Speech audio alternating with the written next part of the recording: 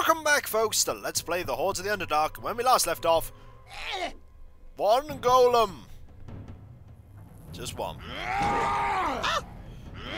Actually gonna do anything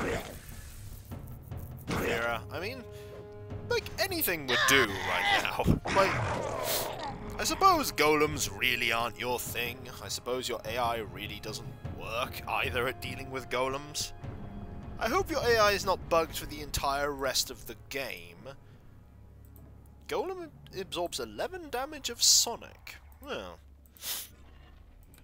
don't fire Sonic attacks at bronze golems, or silver golems, or just many sorts of golems. Although if you find a crystal troll, definitely use Sonic against him.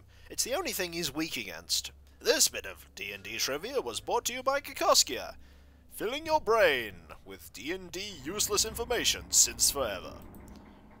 Like, you're like, oh my god, I wish I'd remembered that important equation I wanted to learn. Oh well, looks like I've remembered about crystal trolls.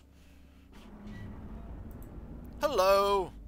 The golem approaches you cautiously, and it is quite obvious that it isn't hostile. Good. Stay your weapons, creatures of flesh. We have no quarrel with you. I have come to broker a peace. A peace? What are you talking about? Farron, our leader, wishes to speak with you. I will give you safe passage to meet him, if you are willing. How do I know this isn't a trick? A trick? I do not understand. I will bring you to Farron if you wish. Ah, okay. They are lawful after all, most of the time. So, well, sentient ones are. Okay, take me to this Farron. Let's go to Farron.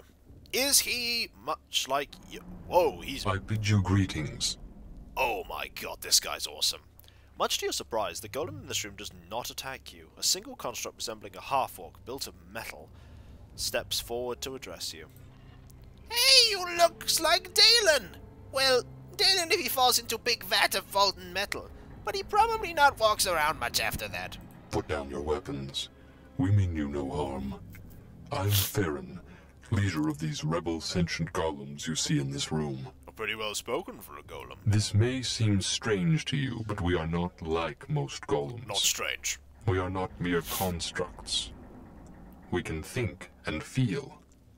In all ways, we are as real and alive as you yourself. Well, that's pretty nifty, with the added advantage that we will never die because we are made of metal. Uh-oh. We are quite superior. We're planning a rebellion to destroy humanity, but not right now. And, like all creatures, we have the right to our freedom. Oh, yes. The golems here with me all share my belief. We are not slaves to the Maker.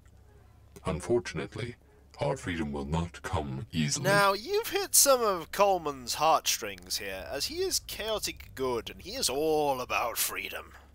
We have fought to escape the chains of our slavery, but it is a war we can never truly win. Not without help. Please, creature, will you help us in our quest for freedom? Help you? You golems have been attacking me everywhere I go. Farron sighs, the sharp sound of steam escaping a vent. For that I am truly sorry. The golems above are not like us. They are mindless beings that attack all newcomers on sight. As for those of us on this level, we thought you only out of fear. We are at war, and the golems you met assumed you were a new enemy sent by Akaz to destroy us. For that, I am truly sorry. Who's Akaz? For many centuries, we golems have served here in the halls of the Maker, ruled by a demon flesh golem known as Akaz. He calls himself the High Priest of the Maker, a demon flesh golem. Well, we're pretty sure which side's the good one, the one that doesn't have the golem made of demon. But Agaz is nothing but a tyrant. He abuses his power. He forces the other golems to bow down and serve his whims. After some hundreds of years of his unbearable rule, some of us rose up against him. We no longer wish to serve as slaves to Agaz. We have a right to freedom, and we will fight for that right. However, this is a fight we cannot win alone. What do you want me to do? All we desire is our freedom, the ability to leave these halls and seek out a new life. But But we are bound here by the very thing that gives us life. We cannot leave without the power source. The power source? The power source is an ancient artifact created by the Maker long ago. It radiates powerful magic that gives lives to our minds and will. Without it, we are nothing but ordinary, mindless golems. Agaz controls the power source, and as such he controls our freedom. We cannot leave, for if we move too far from the power source, then our consciousness will slowly fade away. But Agaz will not give up the power source willingly. Nor will he allow us to leave this place. He keeps us here, against our will, slaves to this twisted wind. If I get you the power source, you have to help me. You tell Farron about the Val'Sharez. Farron listens closely as you describe the Val'Sharez, then nods. Your cause is a just one. If you bring me the power source, we will send golems to aid you in the battle against the Val'Sharez. Perhaps you can convince Agaz to surrender the power source willingly. He is welcome to accompany us when we go search our new lives. However, I fear he will not be reasoned with. I want to ask you some questions. Of course, I will gladly share with you what I know. Tell me about the Maker. The Maker was nothing but a powerful wizard named Al-Sigard. He came here to this isolated island to work on creating the perfect golem. We are the results of his experiments. But as you can see, we are far from perfect. Perhaps that is why the Maker abandoned us, leaving Agaz in charge. I cannot say where the Maker went. To be honest, I no longer even care. The Maker no longer has any claim over me. He created me, but I am my own being. I have a right to live my life as I choose. This is what Agaz can never accept. Why would you search for the Maker? The Maker vanished into the depths of the dungeon 500 years ago. Together, all the golems might have been strong enough to get past the traps and guardians he left behind, but Agaz would never allow it. For the first 3 centuries, we were like the others, waiting for the Maker's return. But 200 years ago, we realized we had been abandoned, and we began our war for freedom.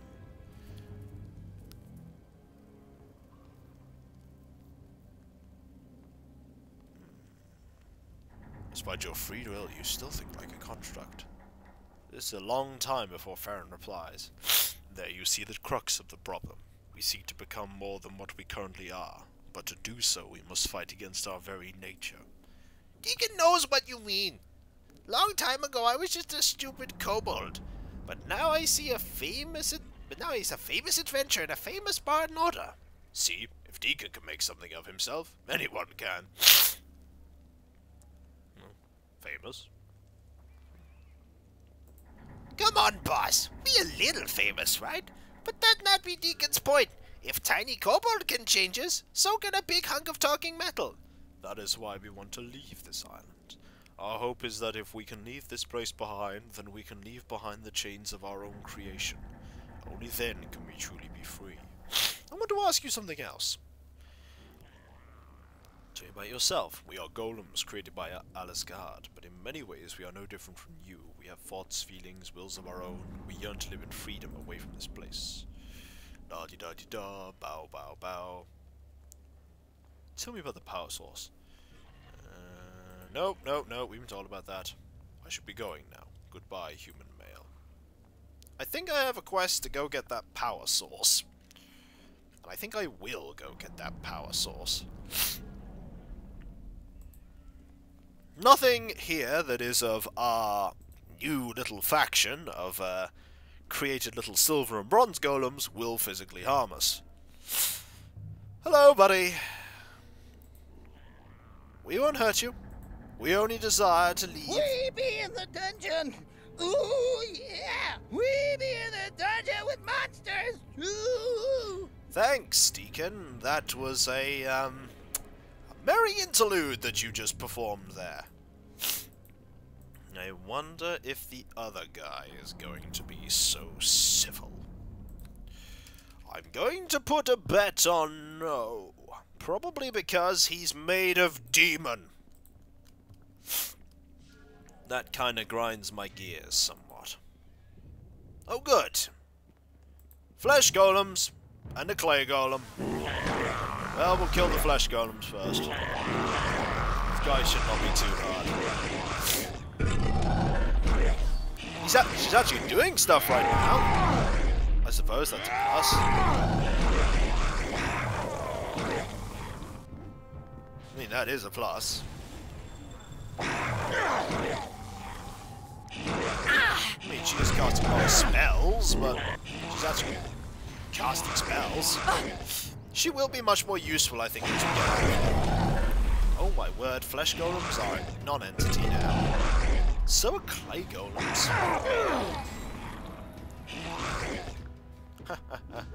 You might as well go stab that now. Horribly and violently. And you, sir, are dead. Well, that was good. Yes, is there something you need? Have I equipped you with another weapon? I haven't. Might as well equip you with the short sword of quickness. Gives you haste as well. Now that is something worth fighting for. What's in here? A topaz, a lot of these. Lab notes. They appear to be notes detailing the maker's efforts to create sentient golems. I have given my creations the divine spark, the awareness of free will and a sentient being. Yet even with this, they are somehow flawed. It is as if they do not know how to exist without a master. They need to be given a purpose in life. They seem incapable of discovering a purpose of their own. It would seem that his escape is what he is doing on purpose. To create a sentient and perfect golem, he is literally isolating his people from himself, and thus, hopefully, creating free-willed golems who will actually do stuff. But I think we're going to be ultimately marred by the fact that we're fighting a demon golem. Ah, this guy's going to talk, is he? This golem approaches you cautiously, and it's quite obvious. You have no further needs of your weapons, creatures of flesh. We have no wish to do battle with you. Asgaz wishes to speak with you. Wish there to be peace. What are you talking about? Has recognized your strength and power. He wishes to speak with you. Come with me and I will take you to him. He wishes to discuss a peace. How come this isn't a trick? Asgaz wishes peace. He has instructed me to bring you to him. Follow my instructions. Alright, we'll go talk to him. See what he's like. Welcome. Ah, it's quite plain to see which one of these is horribly evil. The first known creation of this type was by a powerful devil, Malagothes, who stripped the flesh of an enemy demon, Largash. Malagothes bound his rival's flesh to the bones of a troll and then animated them, creating a powerful construct of pure malevolence. Although Malagothes was eventually destroyed by rival devils, his creation survived his death and killed most of its master's attackers, with a ferocity that impressed all devilkin. The creation of other similar constructs has become something akin to a sport in certain levels of hell. Much to your surprise, the golems in this room do not attack you. A single construct, seemingly made of flesh of demons, steps towards you. We have no quarrel with you. I am Agaz, High Priest of the Maker and leader of the sentient golems on this island. Farron has sent me to get the power source from you. You are working for Farron? Why should I not kill you where you stand? Farron's arguments make sense. Farron is a heretic. He defies the will of the Maker and he challenges my right to rule as the Maker's anointed. He wants us to abandon this place, to turn our backs on the Maker. There can never be peace while Farron and his followers exist. There is an affront to everything the Maker stands for. And then you must be destroyed before the Maker's glorious turn. Farron warned me you might be unreasonable.